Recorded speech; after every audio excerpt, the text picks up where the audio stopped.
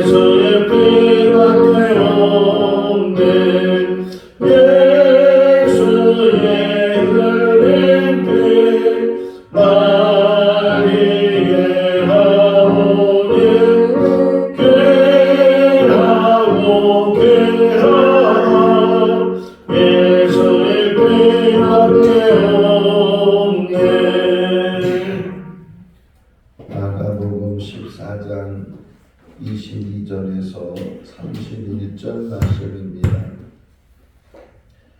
마가복음 14장 22절에서 31절 말씀. 그들이 먹을 때에 예수께서 떡을 가지사 축복하시고 떼어 제자들에게 주시며 이르시되 받으라, 이것은 내 몸이니라 하시고 또 저녁에서 감사기도 하시고 그들에게 주시니 다 이를 마시매 이르시되 이것은 많은 사람을 위하여 흘리는 나의 피 곧 언약의 피니라. 진실로 너희에게 이르노니 내가 푸른 나무에서 난 것을 하나님 나라에서 새 것으로 마시는 날까지 다시 마시지 아니하리라 하시니라. 이에 그들이 찬미하고 감람산으로 가니라. 예수께서 제자들에게 이르시되 너희가 다 나를 버리리라. 이는 기록된 바 내가 목자를 치리니 양들이 흩어지리라 하였음이니라. 그러나 내가 살아난 후에 너희보다 먼저 갈릴리로 가리라. 베드로가 여짜오되 다 버릴지라도 나는 그러하지 않겠나이다. 예수께서 이르시되 내가 진실로 내게 이르노니 오늘 이 밤 닭이 두 번 울기 전에 내가 세 번 나를 부인하리라. 베드로가 힘있게 말하되 내가 주와 함께 죽을지언정 주를 부인하지 않겠나이다 하고 모든 제자도 이와 같이 말하니라. 아멘. 할렐루야. 가끔 우리가 이 말을 쓸 때가 있죠. 오늘이 D-Day다 이렇게 쓸 때 이 D-Day라는 것은 어떤 일을 계획하고서 그 계획한 일을 실행하는 날. 원래 이것은 군사 용어로 군사 작전을 하면서 어떤 계획을 세우고 그 계획을 실행하게 될 때 그것을 서로 이제 암호로 이야기할 때 오늘이 D-Day 이렇게 얘기하면 오늘이 그날이구나 이렇게 서로 알고서 그 작전을 실행하게 되는데 그것이 이제 어떤 꼭 군사 어떤 작전뿐만 아니라 어떤 계획 속에서 그 일이 쭉 준비됐다가 그 준비된 계획을 마침내 그날이 돼서 이루게 될 때 그것을 오늘은 D-Day 이렇게 이야기를 하게 되는데 자 예수님에게도 더 나아가서는 하나님에게도 D-Day가 있는데 바로 이제 오늘 그러니까 예수님의 공생의 삶 가운데서 많은 일들을 하셨지만 그러나 결정적인 일이 뭐냐? 이제 앞으로 벌어질 일, 그 일이 바로 오늘. 어떤 면에서는 예수님에게는 하루의 삶이 남으셨어요. 이 땅에 오신 목적을 이루는 그 하루의 삶, 이 하루의 삶이 모든 것들을 결정하게 되고 더 나아가서는 저 위로 올라가서 아담과 하와가 에덴 동산에서 하나님의 말씀을 불순종하고 선악과를 따먹은 그 일로 인해서 그때부터 인간은 타락의 길로 가고 하나님은 그들 다시금 구원하려고 하시는 그런 계획을 세우시고 그 일을 준비하시는 가운데 이제 마침내 그 때가 돼서 실행하시는 그 이야기를 지금 우리가 접하고 있어요. 그 D-Day에 대해서 제자들은 몰랐죠. 또 다른 사람도 몰랐어요. 다만 이 일을 알고 있는 분이 예수님이셨다. 그러니까 심히 어떻게 보면 마음이 착잡하기도 하고 마음이 표현하잖아요. 겟세마네 동산에 가서 내 마음이 고민이 돼서 죽을 지경이다. 이렇게 제자들에게 말할 정도면 지금 이 상황이 어떤 상황이야? 아주 긴박하기도 하고 아주 긴장하기도 하는 그러한 상황 속에서 지금 이 일이 이루어지고 있다. 어떻게 보면 시간적으로는 긴박하고 정말 제일 중요한 그런 시기이지만 그럼에도 불구하고 지금 예수님의 하시는 모습, 행동을 보게 되면 연일과 다르지 않게 그냥 평소와 다르지 않게 제자들과 더불어 식사하시고 또 식사가 마치니까 또 다른 성경에 보게 되면 습관대로 감람 산에 가셨다 이렇게 표현되어 있는데 찬미하면서 감람산에 가시고 하는 그런 예수님의 모습을 보면서 그 심중에는 아주 긴장 상태에 계시지만 그러나 그 일상적인 생활 속에서는 다르지 않는 그러한 삶을 지금 예수님께서 우리에게 보여주고 계셔요.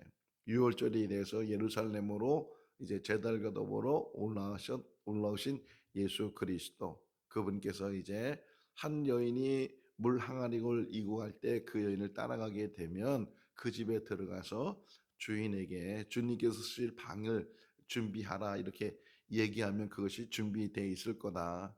그래서 두 제자가 가서 정말 그렇게 하니까 큰 다락방이 하나 준비가 돼 있어서 그 다락방에 이제 제자들과 더불어 예수님께서 거기서 하룻밤을 묵으시지도 않는 거죠. 어떻게 보면 거기서 식사하고 이제 감람산 그 맞은편이거든요. 맞은편에 동쪽 맞은편에 그 감람산에 가셔서 흔히 말하는 겟세마네 동산에서 이제 기도도 하시는 그런 일들을 보게 되는데 큰 다락방에 준비되어 있는 그곳에서 식사를 하시는 게 흔히 우리가 말하는 마지막 만찬.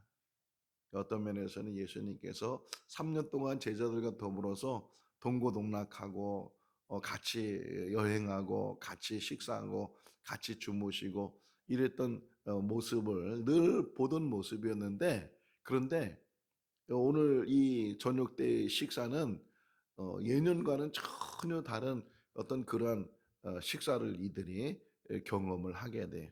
물론 음식이 나오면 감사 기도를 하죠. 오늘 여기도 감사 기도라는 표현이 나오는데, 감사 기도를 하지만 그러나 전과는 다르게 예수님께서 이제 떡을 들어서 기도하시고, 그리고서 그 떡을 제자들에게 나눠 주시면서 전혀 처음 듣던 말이거든요. 뭐라고 말씀하시냐? "이것을 먹으라. 이것은 내 몸이다." 이렇게 말씀하셔요.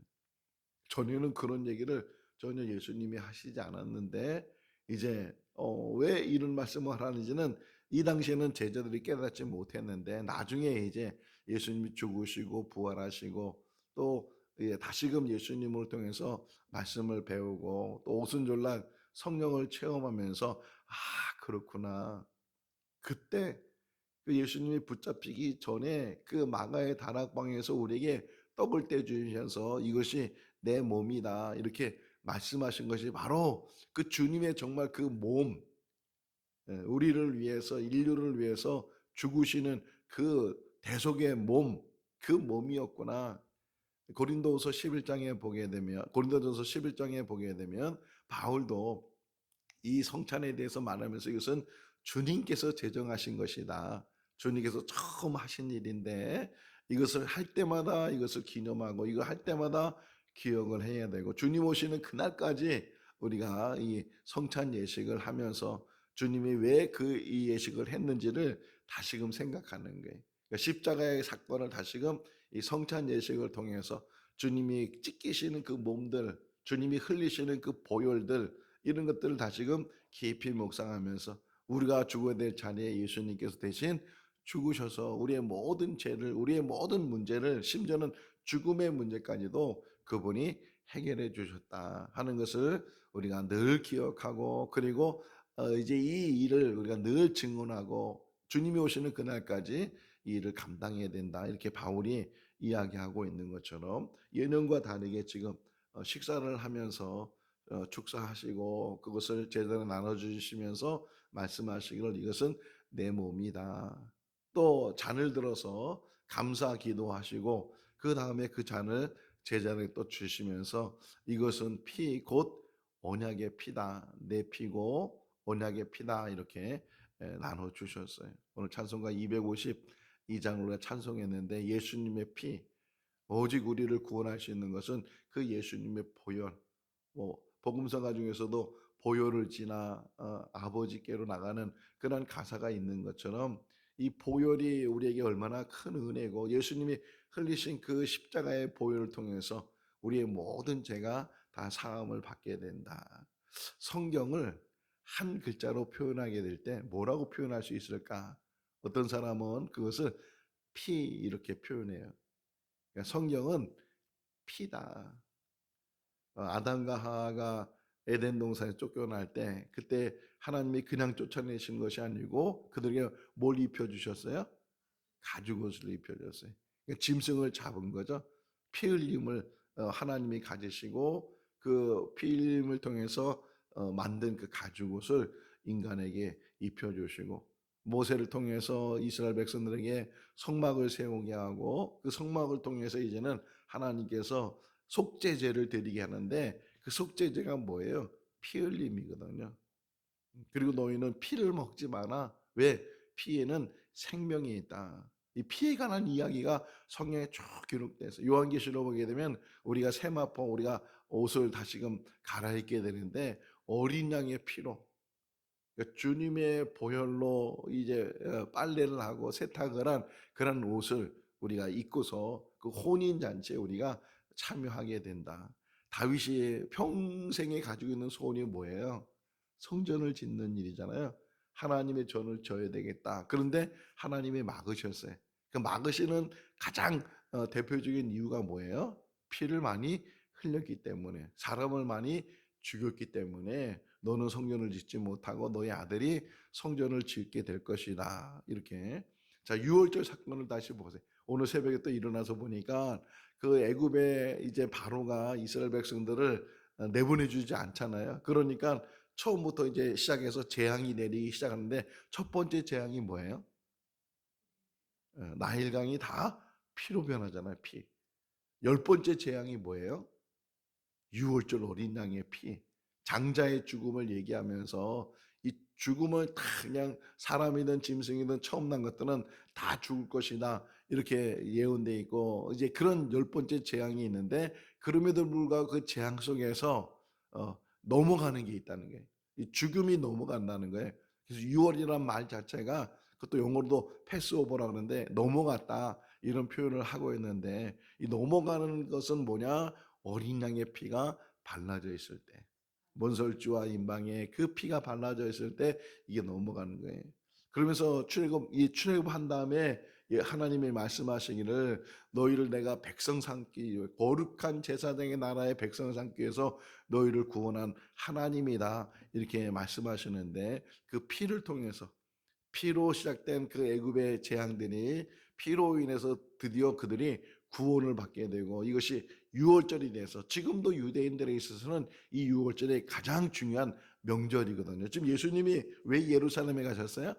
유월절을 맞이해서 이 이스라엘 백성들이 가장 큰 명절이라는 그런 유월절을 맞이해서 지금 예루살렘에 모였고 예수님도 거기 가셨는데 좀 다른 것은 뭐예요? 그 예수님이 말씀한 자 요한복음 1장을 보게 되면 세례 요한이 주님 지나가시는 거 보면서 그 주변에 있는 사람들 향해서 말하기를 보라 세상 죄를 지고 하는 하나님의 어린 양이로다. 하나님의 어린 양이로다. 이 의미가 뭐예요? 유월절의 어린 양. 그러니까 구약 시대의 그 유월절 사건 열 번째 재앙 속에서 그 어린 양의 피를 발랐을 때 그 죽음의 사자가 그 집을 넘어가고 죽음이 그 집에 이르지 않은 것처럼 그 어린 양의 피와 같이 예수 그리스도의 그 보혈이 그러면서 히브리서에 설명하기를 이제 제사에 대한 이야기를 해줘요. 속죄제라는 제사를 드릴 때 이제 그 죄사함을 받게 되는데 단 그 속죄제 구약 시대의 성막에서 드려지는 또는 성전에서 드려지는 그런 속죄제의 단점이 뭐냐? 매번 드려야 된다는 거예요. 매번. 죄를 짓고 사함 받으면 가서 이제는 죄가 없어지는 것이 아니고 완전히 없어지는 것이 아니고 또 죄를 지면 다시 또 그 죄 때문에 속죄제를 드려야 되고 번번이 그런데 예수 그리스도의 보혈은 그 속죄 대속은 한 번 드려지지만 그 한 번 드려진 그 대속이 영원히 우리의 모든 죄를 과거나 현재나 심지어는 미래의 죄까지도 다 용서해 주시고 다 해결해 주신 것이 주님의 대속의 제물인데 그런데 그분이 흘리신 보혈이다. 자 여기 다시 뭐라고 표현했는데 24절에 보게 되니까 언약의 피다. 어떻게 보면 새 언약의 피다. 옛 언약은 유월절 사건이고 또 속죄제 사건인데 이것은 이제 짐승을 통해서 짐승의 피를 통해서 죄사함을 받는다면 죽음에서부터 구원을 받는다면 이제는 예수 그리스도의 보혈을 통해서 그러니까 피에 그러니까 예수 그리스도의 보혈이 우리 가운데 우리 교회 가운데 인류 가운데 지금도 그 보혈이 흐르는 줄로 믿습니다.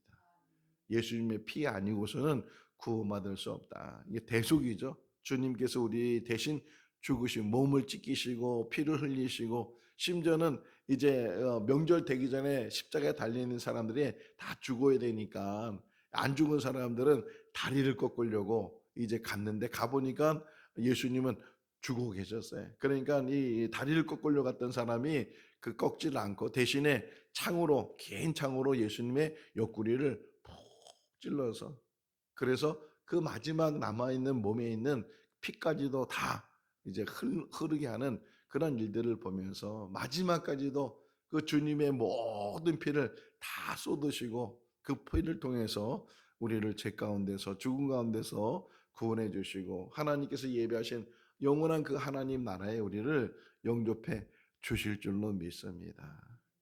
간단하게 설명된 이야기지만 이게 아주 오래전부터 인간이 타락하고 인간이 범죄한 그때부터 하나님의 그 구원의 계획 속에서 이 모든 일들이 준비되면서 진행되면서 결국은 이때 이제 예수 그리스도를 통해서 그 일을 이루시는데, 우리는 쉽게 보고 있지만 이 과정이 지금 얼마나 긴박하고 얼마나 중요한가 하는 것들을 우리가 다시금 생각해 보시고, 예수 그리스도께서 그 마지막 이제 만찬을 하시면서 그것을 다시 한번 보여주시는 거예요.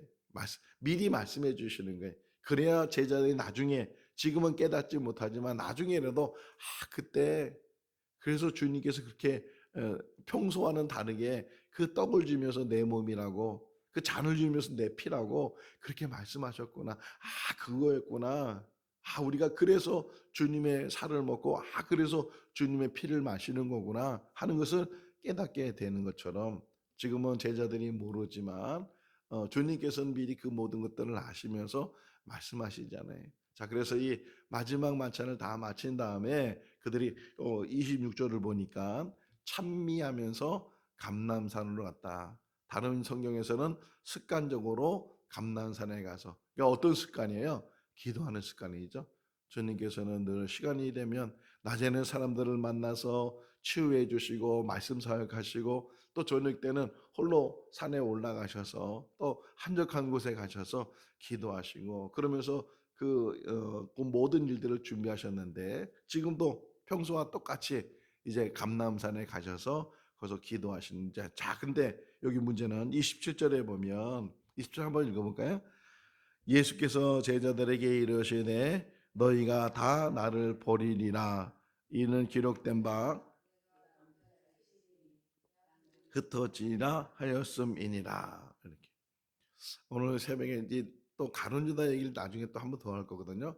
가룟 유다 얘기를 다시 한번 할 텐데, 좀 지금 좀 설명을 하면, 여기 14장 시작이 뭐였냐면, 대제사장들과 서기관들이 예수님을 잡아서 죽이고 싶은 그런 마음이 있었지만, 명절이라 그들이 그것을 실행하려고 했지만 멈췄어요. 그리고 밀란이 일어날까 봐 오히려 더 조심스럽게, 그런 죽이려는 계획은 계속 가지고 있지만 그 일을 이 명절이 지난 다음에 하려고 그런 생각을 가지고 있는데, 마침 또 이 가룟 유다, 예수님의 제자인 가룟 유다가 찾아와 가지고서 자기가 예수님을 이제 붙잡도록 도와주겠다고, 그러니까 얼마나 놀랬어요.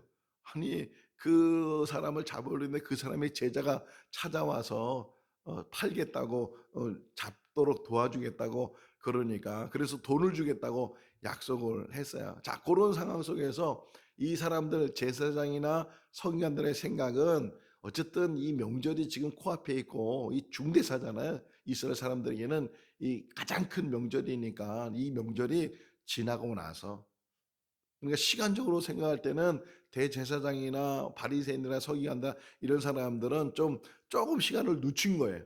며칠을 더 늦추든지 아니면 뭐 다음 달이라도 이렇게 늦추려는 그런 계획을 가지고 지금 유월절을 맞이하고 있는데, 결과적으로는 지금 가룟 유다가 예수님을 유월절 되기 전에 붙잡도록 도와주고, 결국은 유월절 되기 전에 예수님이 죽으시잖아요.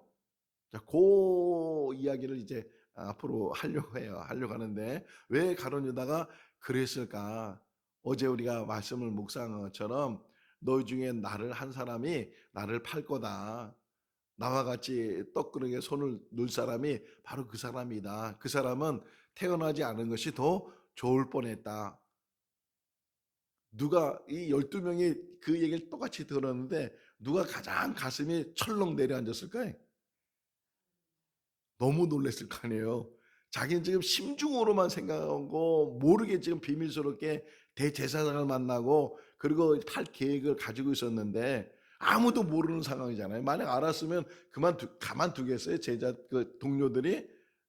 근데 아무도 모를 정도로 비밀스럽게 계획을 세웠는데 대뜸 주님이 그렇게 말씀하니까 너무 놀란 거예요.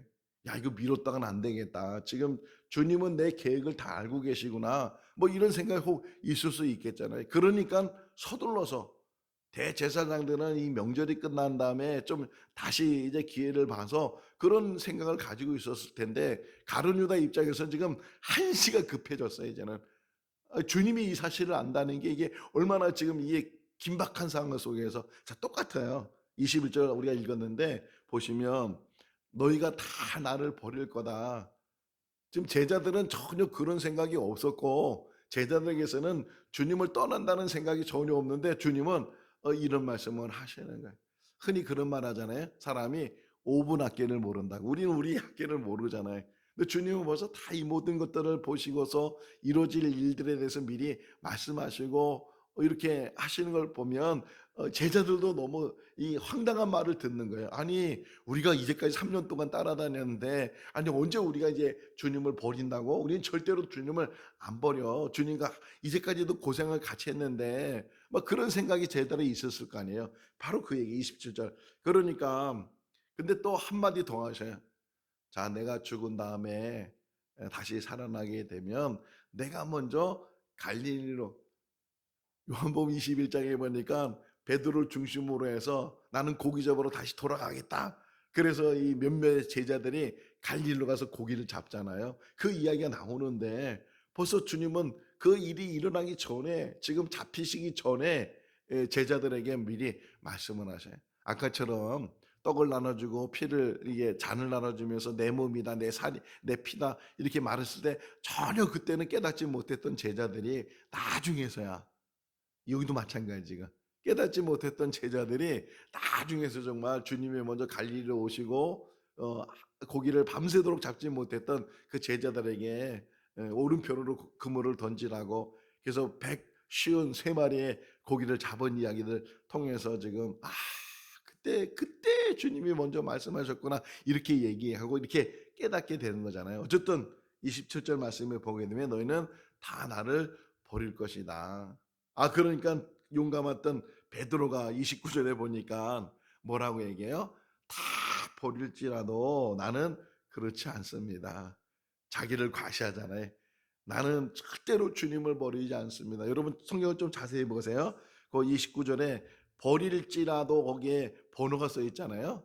그런 걸 이제 가끔 이렇게 내려 보셔요. 이렇게 성경 밑으로 보면 그 2번에 대한 해석이 나오는데 거기는 뭐라고 표현되냐면 실족이라는 단어가 나와요. 실족. 다 실족할지라도 다 헛발 짚고 다 넘어질지라도 그런 표현이에요. 지금 베드로가 다른 사람은 다 실족하고 다른 사람은 다 버리고 등 돌리고 다 도망갈지라도 나는 절대로 그러지 않습니다. 이렇게 베드로가 이야기를 해요. 그때 주님이 다시 베드로를 향해서 말씀하시죠. 닭이 2번 울기 전에 네가 나를 3번 부인할 것이다. 그것도 앞으로 이루어질 일이에요.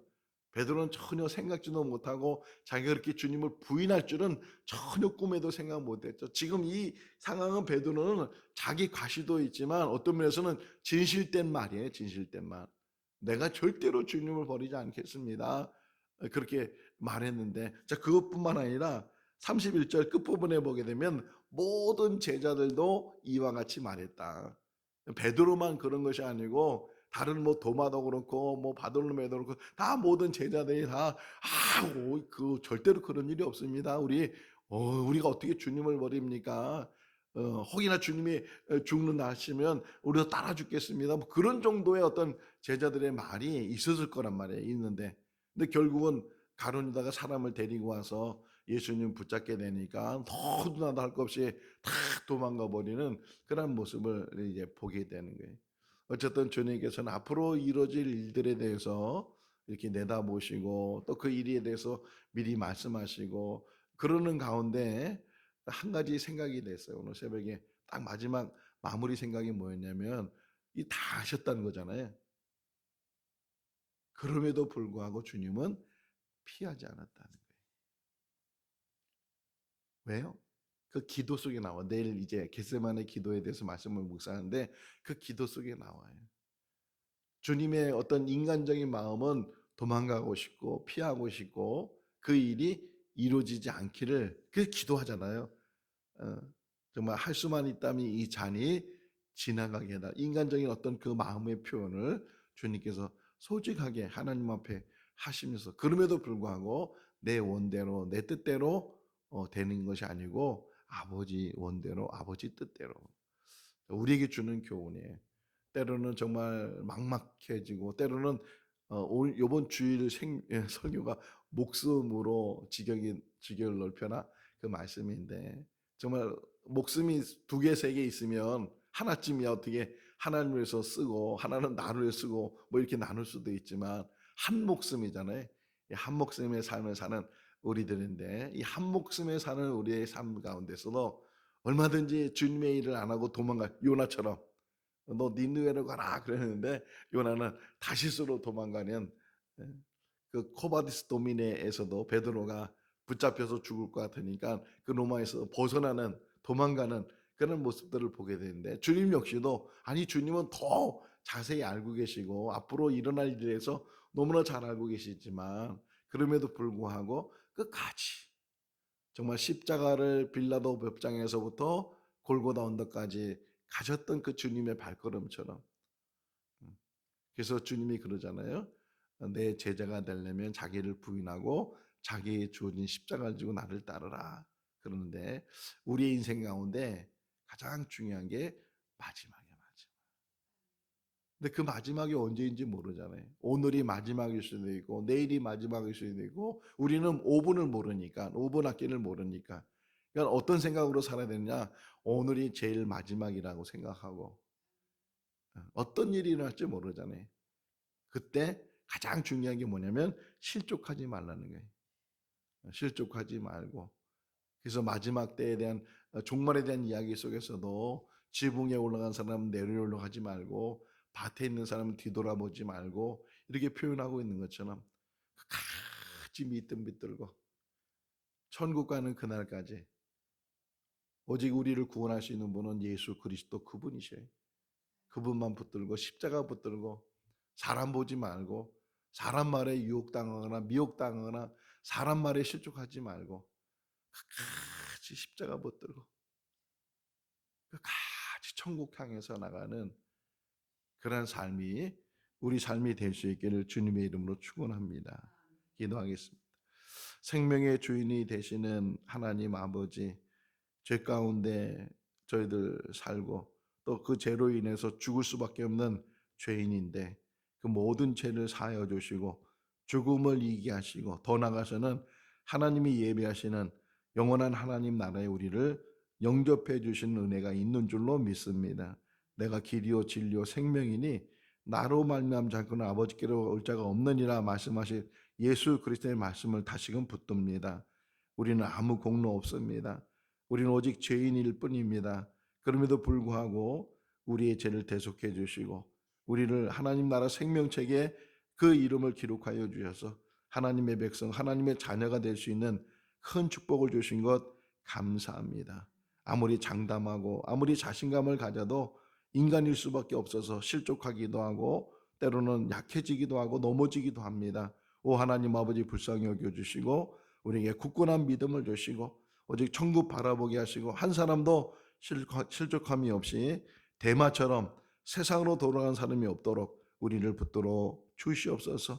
긍휼을 베풀어 주시고 불쌍히 여겨 주시고, 오직 주님의 보혈만이 우리 머리끝에서 발끝까지 흐르게 하시고 주님의 보혈로 죄 씻음 받게 하여 주시옵소서. 믿음으로 끝까지 승리하는 우리들 되게 하시고, 생고 진천교회가 구원의 방주가 되게 하시고 거듭남의 역사가 될 수 있도록 은혜를 베풀어 주셔서 한 사람 한 사람이 천국 백성으로 인침받게 해주시고, 한 사람 한 사람 천국으로 들어가는 큰 축복이 있게 하여 주시옵소서. 우리는 5분 앞길도 모르지만 오늘 하루가 마지막인 것처럼 생각하고 최선을 다해서 우리의 주어진 일들을 감당하는 귀하고 복된 삶이 되게 하여 주시옵소서. 병중에 있는 성도도 어루만져 주시고 치유하여 주시고 회복되게 하시고, 마음에 근심과 걱정이 있는 사람들, 아버지 불안하고 두려운 사람들 다 하나님께서 치유하여 주셔서 평안을 주시고 하나님의 은혜로 충만케 하여 주시옵소서. 성령으로 충만하게 하여 주시옵소서. 주의 은혜로 충만한 삶이 되게 하여 주시옵소서. 주님과 동행하는 복된 하루가 되게 하여 주시기를 간절히 바라옵고 예수 그리스도 이름으로 기도하옵나이다. 아멘. 마쳤습니다. 자유롭게 기도하시기 바랍니다.